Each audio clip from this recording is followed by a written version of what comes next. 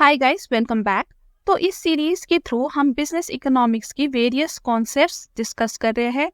Currently हम production से related topics study कर रहे हैं और आज हम पढ़ने वाले हैं about the law of variable proportion.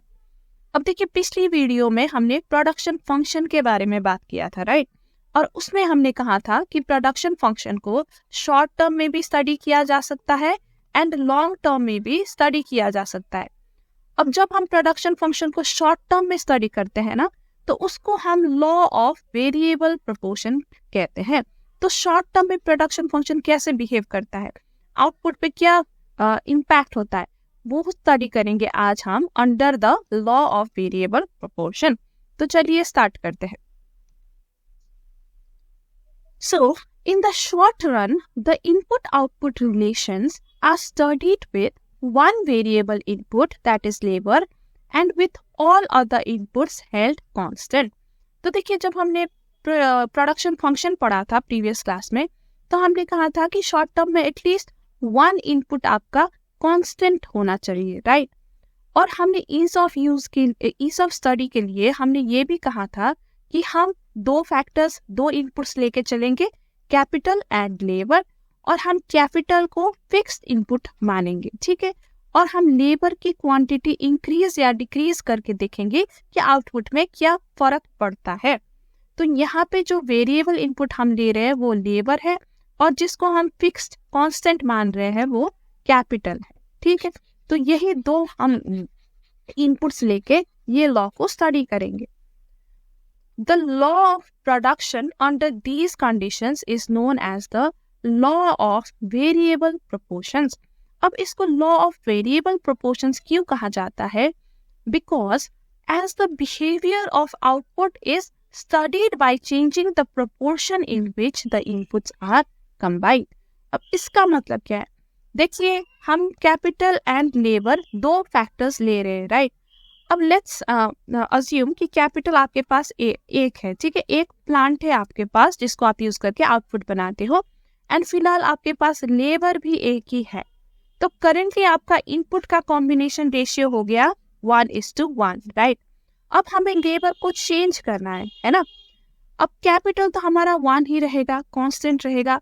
अब लेबर को इंक्रीज करते हैं, इसको 1 से 2 कर देते हैं। तो देखिए, आपका proportion it has changed again, right? अब करंट प्रोपोर्शन आपका 1:2 हो गया। सिमिलरली अगर आप 3 लेबर लोगे तो आपका प्रोपोर्शन हो जाएगा 1:3। तो हम प्रोपोर्शन को वेरी करके, चेंज करके देख रहे हैं कि आउटपुट में क्या असर होगा, इसलिए इसको लॉ ऑफ वेरिएबल प्रोपोर्शन कहा जाता है। अब इस लॉ को और भी नाम से बुलाया जाता है, तो क्या क्या नाम से बुलाया जाता है एक बार देख लेते हैं।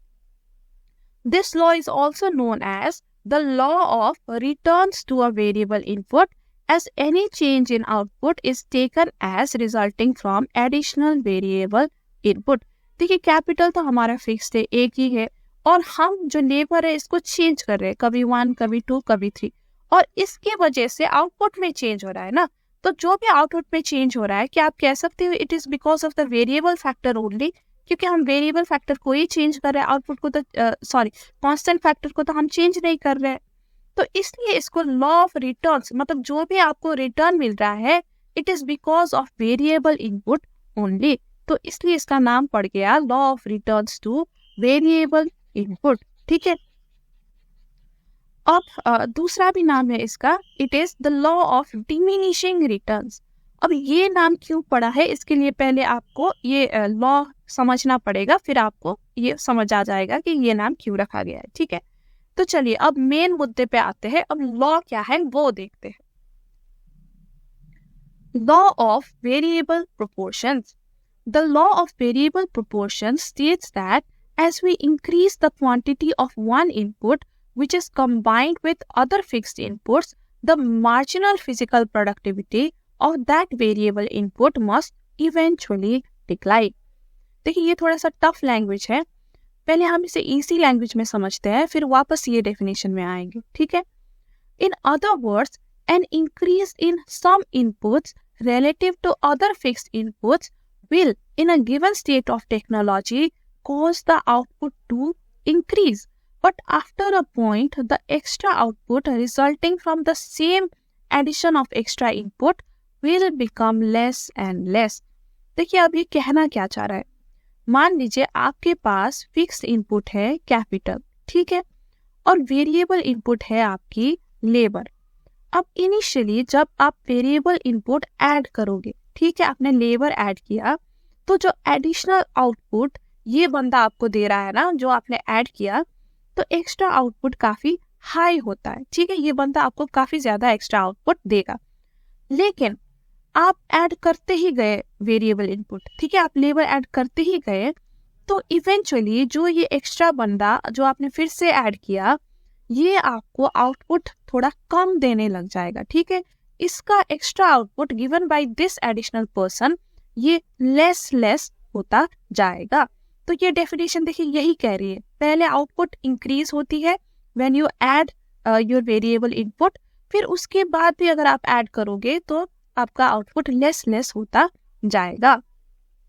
और इवेंचुअली क्या होता है कि जो ये अब आप इसमें भी if you keep on adding, ठीक है, इसके बाद भी if you keep on adding, तो इवेंचुअली जो ये एक्स्ट्रा बंदा आपने फिर से ऐड किया ना, उसका कंट्रीब्यूशन नेगेटिव हो जाता है, यानी कि ये खुद तो जीरो आउटपुट देगा, ठीक है, बाकी दो बंदों को भी ये डिस्टर्ब करेगा और उनको भी ठीक से प्रोड्यूस नहीं करने देगा। तो ये बंदे का जो एडिशनल बंदे आपने दोबारा से हायर किया, उसका कंट्रीब्यूशन इवेंचुअली नेगेटिव हो जाता है।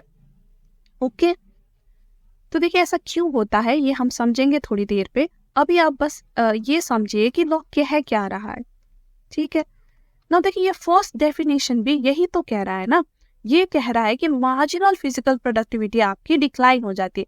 Marginal physical productivity is basically जो एक्स्ट्रा आउटपुट आपने जनरेट किया ना, आपने नहीं, जो आपने हायर किया एक्स्ट्रा बंदे, तो उन्होंने जो एक्स्ट्रा आउटपुट जनरेट किया उसी को हम मार्जिनल फिजिकल प्रोडक्टिविटी कहते हैं। तो जैसा कि हमने देखा, पहले एक्स्ट्रा आउटपुट इंक्रीज होता था, फिर इवेंचुअली वो डिक्लाइन होकर नेगेटिव भी हो जाता था, राइट। तो ये डेफिनेशन यही कह रही है कि marginal physical productivity eventually decline होती है। अब देखिए ये जो फर्स्ट स्टेज है ना, जहाँ पे आपकी आउटपुट इंक्रीज हो रही है, इसको हम कहते हैं स्टेज ऑफ इंक्रीजिंग रिटर्न्स। अब ये सेकेंड स्टेज जहाँ पे डिक्लाइन होने लग गई एक्स्ट्रा आउटपुट, उसको हम कहते हैं stage of diminishing returns. Diminishing यानी कि डिक्रीज होना, और रिटर्न्स यहाँ पे आप समझिए returns in the form of output, तो आउटपुट ही आपको समझिए, ठीक है। स्टेज ऑफ इंक्रीजिंग रिटर्न्स यानी कि increasing output, and stage of diminishing returns यानी कि डिमिनिशिंग आउटपुट, घटता हुआ आउटपुट, ठीक है। और ये थर्ड स्टेज जहाँ पे नेगेटिव होने लग जाती है एक्स्ट्रा आउटपुट, उसको हम कहते हैं स्टेज ऑफ नेगेटिव रिटर्न्स। तो देखिए शॉर्ट टर्म में प्रोडक्शन फंक्शन में आपको ये 3 स्टेजेस देखने को मिलेंगे, पहले इंक्रीजिंग रिटर्न्स, फिर डिमिनिशिंग, फिर नेगेटिव रिटर्न्स। तो लॉ ऑफ वेरिएबल प्रोपोर्शंस में 3 स्टेजेस आपको पढ़ने पड़ेंगे, ठीक है। अब आपका क्वेश्चन ये है कि ऐसा क्यों होता है, पहले क्यों इंक्रीज होता है, फिर ये डिमिनिश क्यों करने लग जाता है, राइट। तो चलिए उसको हम समझते हैं। अब हमें ये समझना है ना कि ये 3 स्टेजेस क्यों होते हैं। तो क्या होता है ना, इनिशियली जो आपका फिक्स्ड इनपुट है, आपका कैपिटल, ये बहुत ज्यादा अंडर यूटिलाइज्ड होता है, ठीक है। तो इसको यूटिलाइज करने के लिए आपको लेबर चाहिए, यानी कि आपको वेरिएबल इनपुट चाहिए, ठीक है। तो इनिशियली जब आप लेबर इंक्रीज करते हो, तो ये कैपिटल को एफिशिएंटली यूज कर पाते हैं, इसकी फुल कैपेसिटी तक यूज कर पाते हैं, तो इसकी वजह से आपकी आउटपुट इंक्रीज होती है। अब थोड़े टाइम बाद क्या होता है ना कि आपके पास ऑलमोस्ट सफिशिएंट लेबर है और आप कैपिटल को भी सफिशिएंटली यूज कर रहे हो। फॉर इंस्टेंस मान लीजिए आपके पास 4 लेबर्स है और आप 95% ये कैपिटल की कैपेसिटी ऑलरेडी यूज कर चुके हो, ठीक है, ये 4 बंदे यूज कर रहे हैं। अब जो आप 5th बंदा हायर करोगे तो उसके पास कितना ही स्कोप रहेगा, वो बस ये जो 5% अनयूटिलाइज्ड है इतना ही यूटिलाइज करेगा, राइट, और इसी हिसाब से आउटपुट निकालेगा। तो ये बहुत ज्यादा हाई आउटपुट नहीं निकाल पाएगा, क्योंकि जो ये पहले 4 बंदे थे इनकी तरह इसके पास ज्यादा स्कोप नहीं है फिक्स्ड इनपुट यूज करने की। ठीक है, फिक्स्ड इनपुट को आप उसकी कैपेसिटी तक ही यूज कर सकते हो ना, आप कैपेसिटी से बियॉन्ड तो नहीं यूज करोगे। और अगर 4 बंदे ही इसकी ऑलमोस्ट फुल कैपेसिटी यूज कर चुके हैं तो फिफ्थ या छठा बंदा के पास कितना ही रहेगा इसे यूज करने के लिए, ज्यादा स्कोप ही नहीं रहेगा। इसलिए जो इनका कंट्रीब्यूशन है वो भी कम हो जाएगा, तो ये कम आउटपुट फिर प्रोड्यूस करने लग जाते हैं। जो एक्स्ट्रा आउटपुट ये फिफ्थ एंड सिक्स्थ बंदे प्रोड्यूस करते हैं वो कम हो जाता है। ठीक है, अब आफ्टर सम टाइम आपने इस पॉइंट के बियॉन्ड आपने और लेबर्स हायर किया। ठीक है, आपने आपकी जो वेरिएबल इनपुट है उसे और बढ़ा दी। मान लीजिए आपने 8 बंदे कर दिए और एक ही मशीन है आपके पास, एक ही फिक्स्ड इनपुट है, तो अब ये 8 बंदे ना इसको ओवरबर्डन करेंगे आपके फिक्स्ड इनपुट को। ठीक है, और इसकी एफिशिएंसी कम करेंगे, और ये 8 बंदे एक आपस में भी लड़ते रहेंगे कि कौन यूज करेगा कैपिटल। ठीक है, क्योंकि आपने वेरिएबल इनपुट आपकी बहुत ज्यादा, जरूरत से बहुत ज्यादा हो गई है। तो इस केस में जो आपकी कैपिटल एंड लेबर है ये एक दूसरे के रास्ते पे आएंगे और ठीक से काम नहीं हो पाएगा। लेबर्स भी एक आपस में एक दूसरे को डिस्टर्ब करेंगे, और जितना ये 4 बंदे पहले प्रोड्यूस कर रहे थे उतना भी अब आप प्रोड्यूस नहीं कर पाओगे। तो ये जो 7th एंड 8th बंदा आपने एक्स्ट्रा हायर किया है ना, तो ये खुद तो ये कुछ कंट्रीब्यूट नहीं कर पाएंगे, पहले वाले बंदे को भी डिस्टर्ब करेंगे, तो अल्टीमेटली आपका एक्स्ट्रा आउटपुट 0 से कम हो जाए, मतलब नेगेटिव हो जाएगा। ठीक है, यानी कि जितना पहले ये प्रोड्यूस कर रहे थे आप उतना भी अब नहीं प्रोड्यूस कर पा रहे हो। तो आपको समझ आ गया कि ऐसा क्यों होता है, इंक्रीजिंग रिटर्न्स क्यों होता है, क्योंकि पहले अंडर यूटिलाइज होता है आपका फिक्स्ड इनपुट, तो उसे यूटिलाइज करने में ऑब्वियसली आपको ज्यादा आउटपुट मिलेगा। उस डिमिनिशिंग रिटर्न्स में ऑलमोस्ट ये फुल कैपेसिटी में यूटिलाइज हो चुकी होती है, तो ज्यादा स्कोप अप नहीं रहता एडिशनल आउटपुट प्रोड्यूस करने का। और नेगेटिव रिटर्न्स में if you keep on adding labour, आपने बहुत ज्यादा स्टफ कर दिया लेबर, तो वो एक दूसरे को डिस्टर्ब करेंगे, कैपिटल की भी एफिशिएंटली यूज नहीं होगी, कैपिटल की यूज करने में फाइट होगी कि कौन करेगा कौन नहीं करेगा। तो इस चक्कर में आपकी जो एक्स्ट्रा आउटपुट है वो नेगेटिव हो जाती है, यानी कि खुद 0 प्रोड्यूस करेंगे ये लेबर्स, और जो बेचारे बाकी 4-5 लेबर्स प्रोड्यूस भी कर रहे थे उनको भी उतना प्रोड्यूस नहीं करने देंगे। So you understood the theory behind these 3 stages, right? ऐसा क्यों होता है आपने समझ लिया।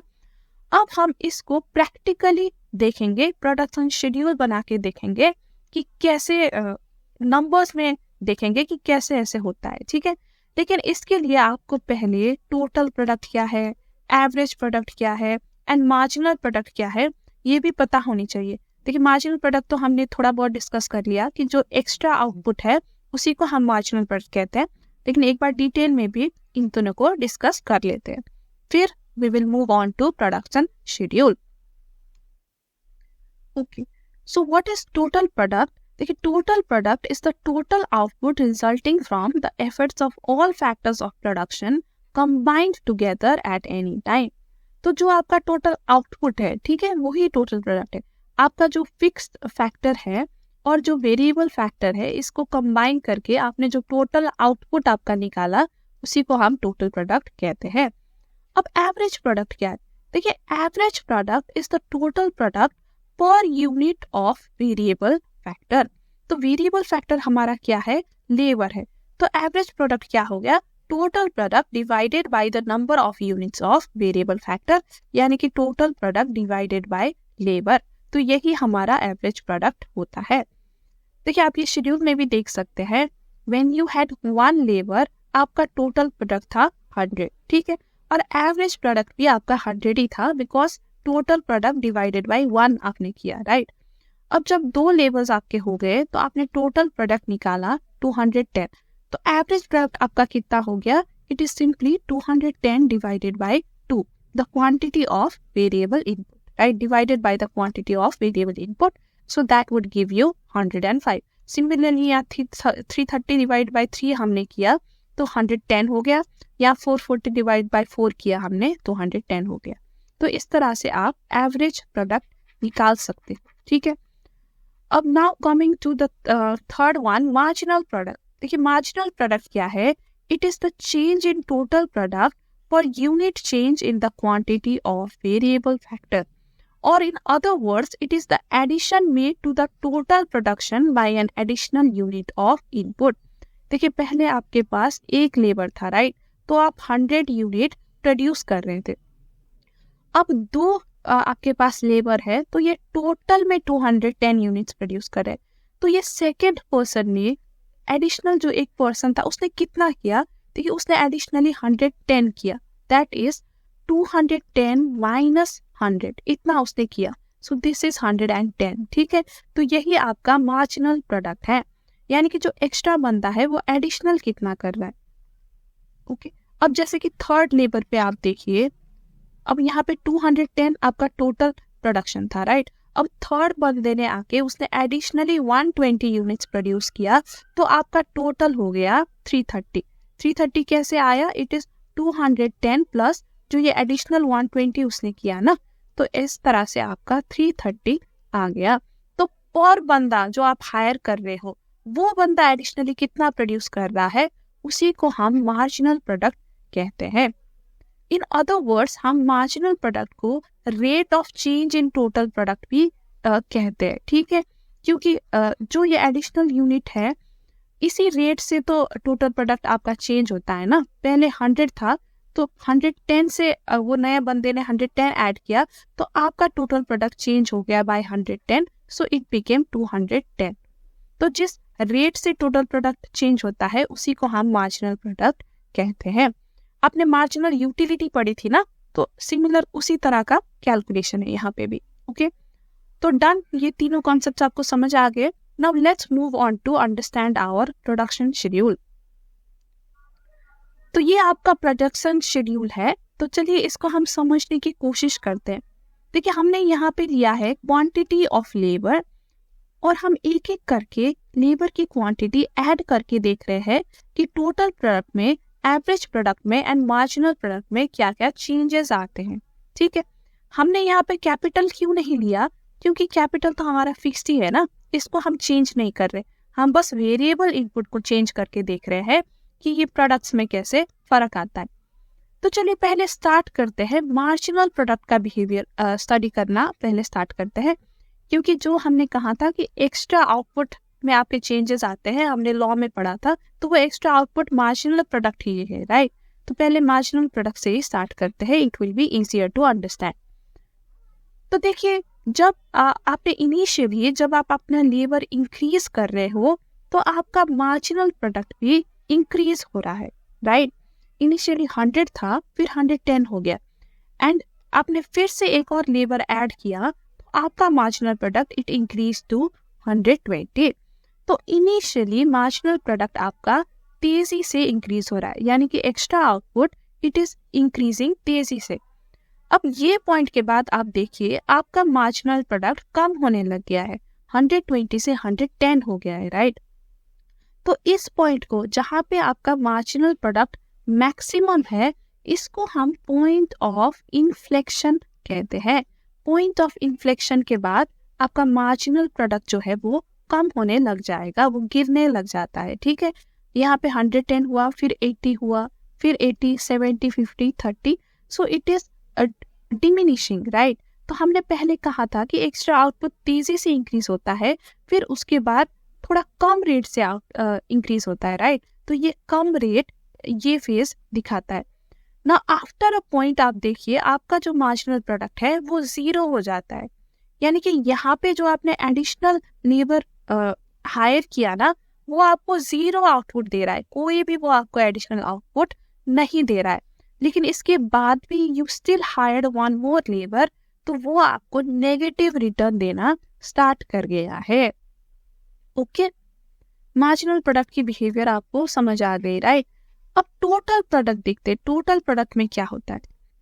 देखिए, up to the point of inflection आप देख सकते हो कि टोटल प्रोडक्ट भी तेजी से इंक्रीज हो रहा है, यानी कि up to this first 3 points. क्योंकि टोटल प्रोडक्ट जिस रेट से इंक्रीज होता है वो तो मार्जिनल प्रोडक्ट ही देता है ना, वो रेट. तो अगर मार्जिनल प्रोडक्ट ये रेट जो है अगर ये तेजी से इंक्रीज हो रहा है, तो टोटल प्रोडक्ट भी तेजी से इंक्रीज होगा. ओके, लेकिन देखिए, after the point of inflection total product में इंक्रीज तो हो रहा है लेकिन बहुत तेजी से नहीं हो रहा, राइट? ये धीमे धीमे इंक्रीज हो रही है। जैसे कि देखिए 440 से 550 में आते वक्त सिर्फ 80 यूनिट से इंक्रीज हुआ, राइट? सिमिलरली यहाँ से यहाँ आते वक्त भी सिर्फ 80 यूनिट्स इंक्रीज हुआ। कहाँ यहाँ पहले 110 के रेट से इंक्रीज हो रहा था और कहाँ यहाँ पे 80 70 के रेट से इंक्रीज हो रहा है। तो देखिए जो रेट है वो यहाँ पे डिक्रीज हो रहा है, यानी कि टोटल प्रोडक्ट इंक्रीज तो हो रहा है टोटल प्रोडक्ट, लेकिन धीमे धीमे कम रेट में इंक्रीज हो रहा है। नाउ देखिए एट दिस पॉइंट ये 9th और 10th यूनिट पे आप देखोगे कि आपका टोटल प्रोडक्ट सेम है। अब ऐसा क्यों है? क्योंकि जब आपने 10th unit of labour higher किया तो उसने तो आपको कोई एडिशनल आउटपुट नहीं दिया, तो टोटल प्रोडक्ट आपका सेम ही रह गया, ठीक है? 750 प्लस 0 750 ही रह गया। अब इसके बाद आप देखोगे तो आपका टोटल प्रोडक्ट होने लग गया है डिक्रीज, क्योंकि यहाँ पे जो एडिशनल बंदा है वो नेगेटिव कंट्रीब्यूट करने लग गया ना, वो नेगेटिव रिटर्न देने लग गया। यानी कि जो पहले के 10वां 9वां बंदा था इनको भी डिस्टर्ब करने लग गया, तो इनकी प्रोडक्शन भी इसने कम करा दी और खुद तो कुछ दिया ही नहीं। तो इसलिए देखिए 750 पहले था और इसने 10 कम और करा दी, ठीक है? तो इसलिए आपका जो टोटल प्रोडक्ट है वो 740 हो जाता है। तो you understood the relationship between total product and marginal product, I hope, ठीक है? जब आपका मार्जिनल प्रोडक्ट इंक्रीज होता है तो टोटल प्रोडक्ट भी तेजी से इंक्रीज, जब मार्जिनल प्रोडक्ट तेजी से इंक्रीज होता है टोटल प्रोडक्ट भी तेजी से इंक्रीज होता है, because marginal product is simply the rate at which total product changes. तो ये तेजी से कब तक इंक्रीज होता है? Up to inflation point. उसके बाद ये धीरे धीरे डिमिनिशिंग रेट पे इंक्रीज होना स्टार्ट करता है और यहाँ पे आके 11th यूनिट पे फिर ये कम हो जाता है टोटल प्रोडक्ट, क्योंकि यहाँ पे आपका मार्जिनल प्रोडक्ट नेगेटिव हो जाता है। Now let's move to average product. Average product का क्या बिहेवियर होता है यहाँ पे? Okay, now let's talk about average product. देखिए इन्फ्लेक्शन पॉइंट तक, यानी कि फर्स्ट 3 यूनिट्स ऑफ लेबर तक आपको आपका एवरेज प्रोडक्ट भी इंक्रीज होता हुआ दिखाई देगा। स्टार्टिंग में 100 था, इंक्रीज होके 105 हो गया, फिर 110 हो गया। तो ऐसा क्यों होता है? देखिए एवरेज प्रोडक्ट का फॉर्मूला क्या है? It is total product divided by labour, right? तो इनिशियली इन्फ्लेक्शन पॉइंट तक जो टोटल प्रोडक्ट का रेट है ना, इंक्रीज होने का रेट, वो काफी तेज है, right? It is increasing in greater proportion than increase in labour. For instance आप यहाँ पे देखिए, आपने लेबर को डबल कर दिया और आपका total product it is rising more than double. 100 का डबल तो 200 होता है, बट यहाँ पे इट इज राइजिंग बाय 210, यानी कि जो प्रोपोर्शन से आपका न्यूमरेटर राइज हो रहा है ना यहाँ पे, it is greater than the rise in denominator. तो इसलिए ये एवरेज प्रोडक्ट को ऊपर की तरफ पुश करता है। सो यू कैन सी कि up to the point of inflection average product is rising. अब थर्ड और फोर्थ पॉइंट पे आप देख सकते हो कि average product is same, and more interestingly fourth point में average product and marginal product भी सेम है। अब ये क्या इंप्लाई करता है?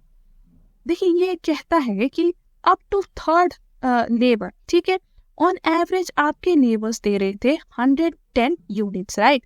अब आपने चौथा बंदा हायर किया तो उसने भी एडिशनली आपको 110 यूनिट ही दिया। तो देखिए कुल मिला के आपका एवरेज प्रोडक्ट कितना है? वो 110 ही रह गया। अब देखिए, अब जब आप 5th बंदा हायर करोगे ना तो ये कम आपका आउटपुट देगा, क्योंकि मार्जिनल प्रोडक्ट तो ऑलरेडी आपका गिरने लग गया है, राइट? तो अगर 5th बंदा आपका कम आउटपुट देगा तो आपका एवरेज प्रोडक्ट यहाँ पे गिर जाएगा। It will only remain 104। देखिए 4 बंदे 110 दे रहे हैं, 5th बंदा सिर्फ 80 दे रहा है, तो ये आपकी एवरेज प्रोडक्ट को गिराती है। तो यहाँ पे हमें क्या समझना है कि जहाँ पे marginal product equals to average product होता है ना, वहाँ पे आपका एवरेज प्रोडक्ट हाईएस्ट होता है, क्योंकि अब आप एडिशनल बंदे लगा के भी जो एवरेज में आप प्रोड्यूस कर रहे थे उससे ज्यादा प्रोड्यूस नहीं कर पा रहे, ठीक है? अब आप इससे ज्यादा बंदे लगाओगे तो आपका मार्जिनल प्रोडक्ट तो गिर ही रहा है, तो वो एवरेज प्रोडक्ट को भी गिरा देगा। So highest point of the average product is where the average product is equals to marginal product. Okay, ये पॉइंट ना देखिए, इससे ऊपर आपका एवरेज प्रोडक्ट इंक्रीज हो रहा था, राइट, इस पॉइंट से अबव तक।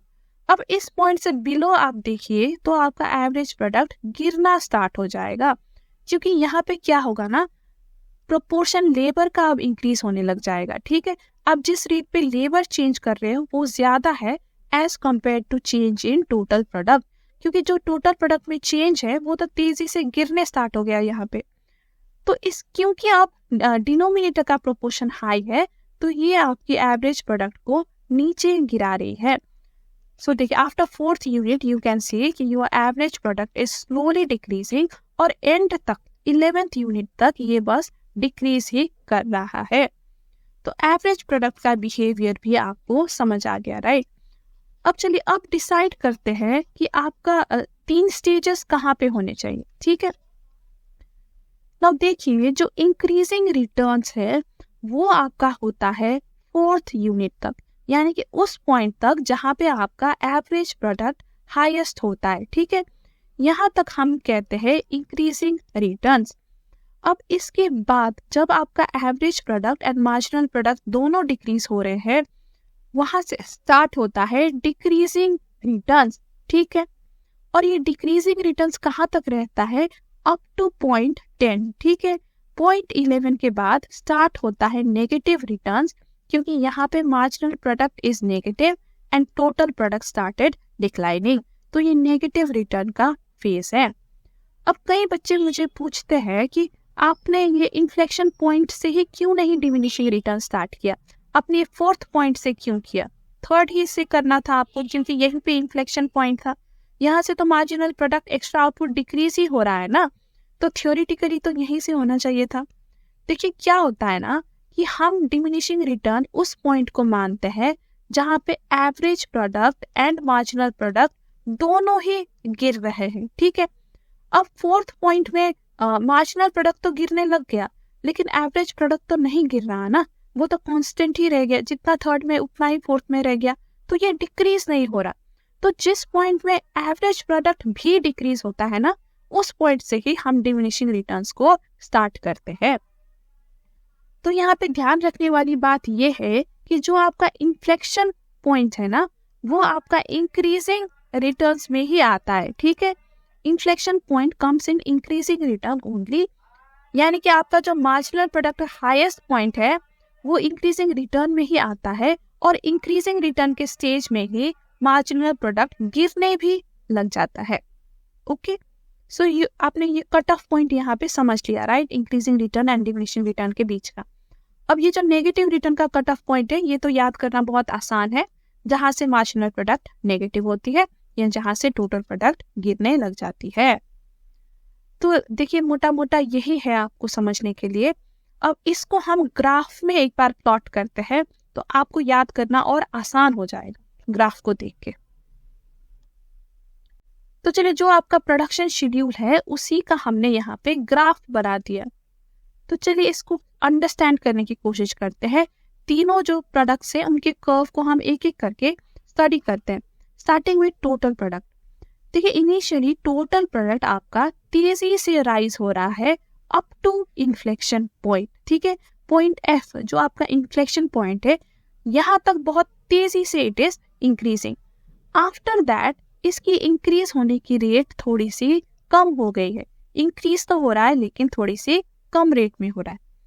फिर यहाँ पे कट ऑफ पॉइंट आ जाता है जहां से आपका डिमिनिशिंग रिटर्न्स शुरू होता है, राइट। और डिमिनिशिंग रिटर्न्स में तो आप देखो ये टोटल प्रोडक्ट कर्व और भी फ्लैट होने लग गया है, राइट, यानी कि ये बहुत ही कम रेट से इंक्रीज हो रहा है। नाउ देखिए जहां पे ये टोटल प्रोडक्ट हाईएस्ट है, ये पॉइंट H में हाईएस्ट है, राइट। तो पॉइंट H से आपका शुरू हो जाता है नेगेटिव रिटर्न्स, क्योंकि एक बार टोटल प्रोडक्ट हाई हो गया, हाईएस्ट पॉइंट पे आ गया, उसके बाद ये गिरने लग जाता है, राइट। तो ये स्टेज आपका है नेगेटिव रिटर्न्स। नेगेटिव रिटर्न्स में टोटल प्रोडक्ट गिरने लग जाएगा।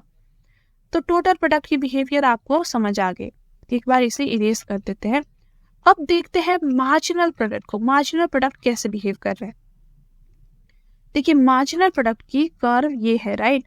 तो ये इनिशियली ये भी तेजी से इंक्रीज हो रहा है up to inflection point. Inflection point में मार्जिनल प्रोडक्ट हाईएस्ट हो गया, यहाँ पे सी इट इज हाईएस्ट, और इसके बाद फिर ये गिरने लग गया। तो देखिए स्टेज 1 में ही मार्जिनल प्रोडक्ट हाईएस्ट भी हो गया और ये गिरने भी लग गया। अब स्टेज 1 में ही एवरेज प्रोडक्ट को एक बार देख लेते हैं। देखिए ये एवरेज प्रोडक्ट का कर्व है, तो स्टेज 1 में ये भी इंक्रीज हो रहा है, धीरे धीरे इंक्रीज हो रहा है, राइट। एंड स्टेज 1 के एंड में जाके देखिए ये हाईएस्ट हो जाता है, और इसी हाईएस्ट पॉइंट में average product curve and marginal product curve एक दूसरे को कट कर रहे हैं, यानी कि मीट कर रहे हैं। इसका ये मतलब है कि ये दोनों बराबर है उस पॉइंट पे, ठीक है।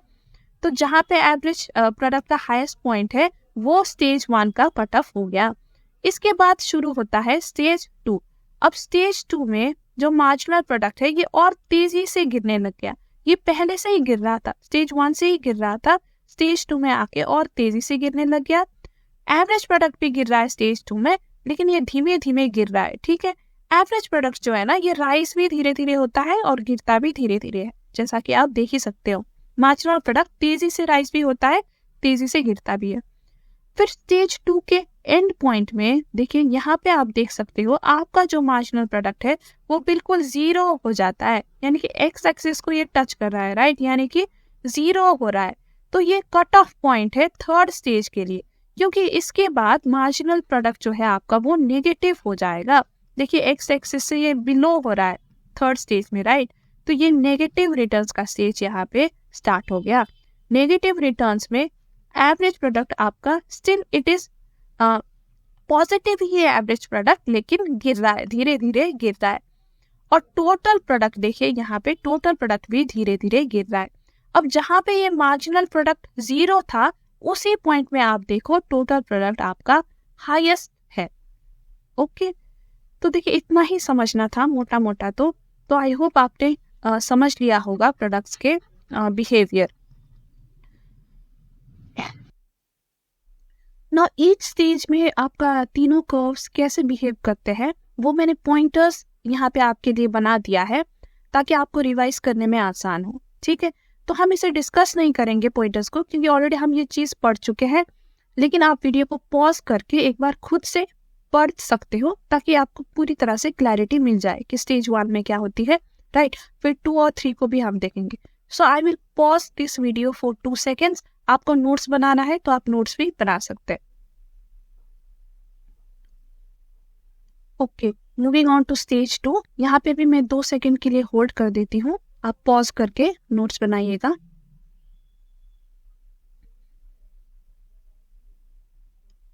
And finally stage 3। Okay, now coming to another important topic in this variable proportion, law of variable proportion, that is relationship between average product and marginal product. तो देखते हैं इनके बीच में कैसा रिश्ता है। First, when average product rises as a result of an increase in quantity of variable input, marginal product is more than the average product. तो ये कह रहा है कि जब दोनों कर्व्स राइज कर रहे हैं, marginal product and average product, तो मार्जिनल प्रोडक्ट ज्यादा तेजी से राइज करता है as compare to average product. देखिए अब ये लिंक्ड है एवरेज प्रोडक्ट की फॉर्मूला से, ठीक है। इसकी फॉर्मूला है total product divided by labour, right. तो अगर आपको यहाँ पे एवरेज प्रोडक्ट इंक्रीज करनी है तो पहले आपको टोटल प्रोडक्ट इंक्रीज करनी पड़ेगी, ठीक है। अब marginal product basically total product का इंक्रीज होने का रेट ही तो है, राइट। तो अगर ये रेट तेजी से इंक्रीज होगा, यानी कि मार्जिनल प्रोडक्ट तेजी से इंक्रीज होगा, तभी जाके टोटल प्रोडक्ट भी इंक्रीज होगा एंड एवरेज प्रोडक्ट भी इंक्रीज होगा, क्योंकि एवरेज प्रोडक्ट तभी इंक्रीज होगा ना जब ये न्यूमरेटर इंक्रीज होगा, right.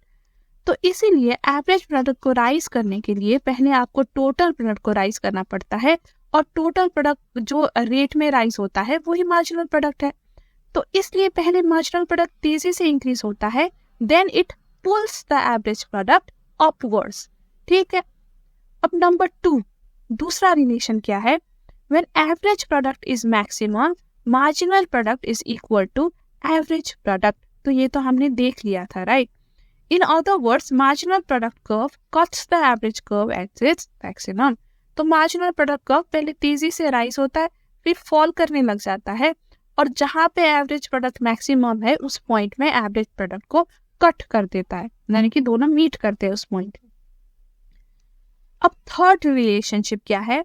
When average product falls, marginal product is less than the average product.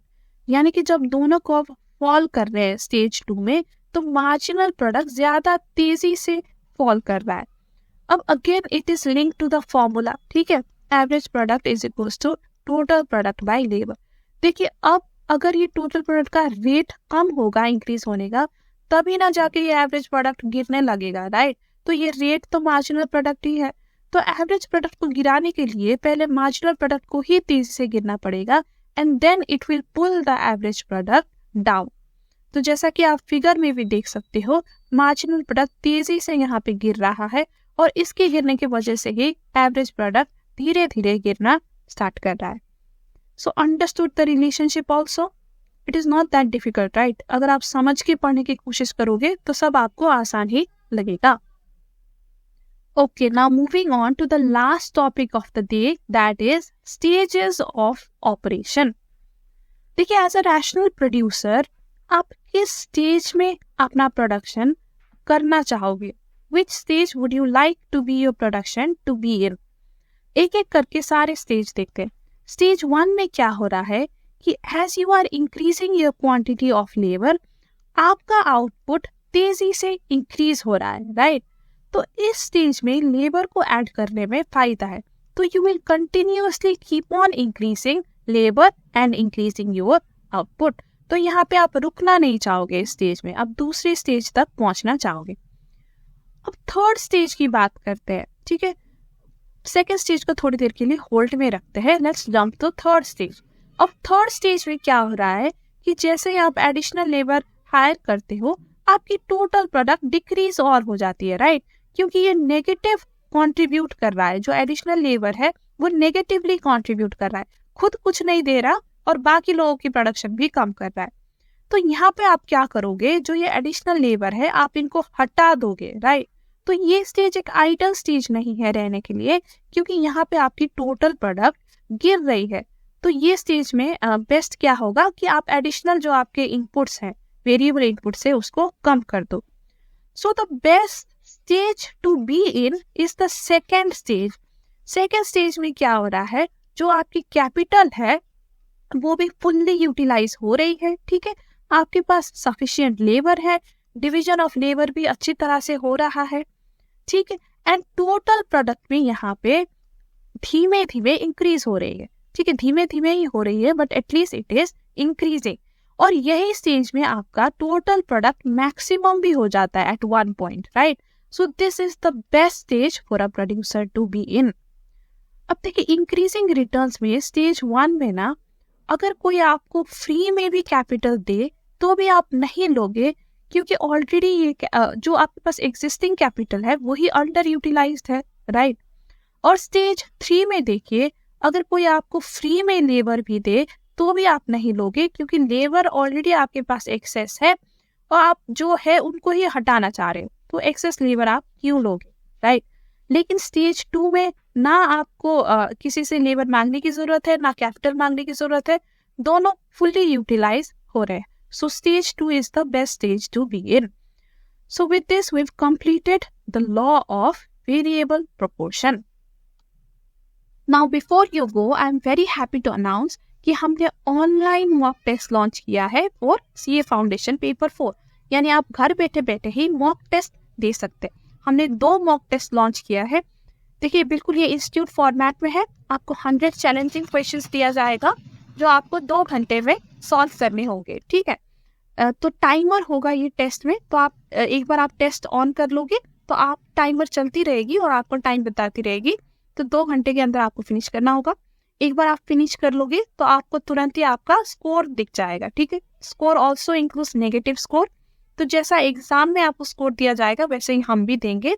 तो इससे क्या होगा कि आपको पता चलेगा कि आप कितनी स्कोर ले आने के अभी काबिल हो, आपकी प्रिपरेशन कितनी है, अभी किस लेवल पे है, तो आपको ये पता चल जाएगा।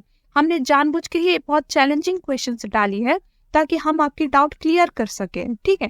देखिए मिस्टेक भी आप करो तो हम चाहते कि इसी टेस्ट में करो, और फिर हर क्वेश्चन के नीचे आपको एक्सप्लेनेशन दिया गया है डिटेल में, तो आपको पता चल जाएगा कि आपने क्यों मिस्टेक किया था और करेक्ट आंसर क्या है। तो ये सब हम आपको प्रोवाइड कर रहे हैं सिर्फ 100 रुपीज़ में। तो ये बहुत ही एक नॉमिनल फी है आप अपने एग्जाम से पहले अपना कॉन्फिडेंस बूस्ट करने के लिए, ठीक है। टेस्ट का लिंक आपको डिस्क्रिप्शन में दिया गया है। आप हमारे टेलीग्राम चैनल भी ज्वाइन कर सकते हो, इसका लिंक भी डिस्क्रिप्शन में है। आपको टेस्ट से रिलेटेड या जनरली भी इकोनॉमिक्स से रिलेटेड कोई भी क्वेरी हो तो हम टेलीग्राम चैनल में भी इसको डिस्कस कर सकते हैं। तो आज के लिए इतना ही गाइस। अगले वीडियो में हम डिस्कस करेंगे रिटर्न्स टू स्केल, जो कि प्रोडक्शन फंक्शन के बिहेवियर बताती है इन लॉन्ग टर्म। तो मिलते हैं फिर अगले वीडियो में, तब तक के लिए bye bye and take care.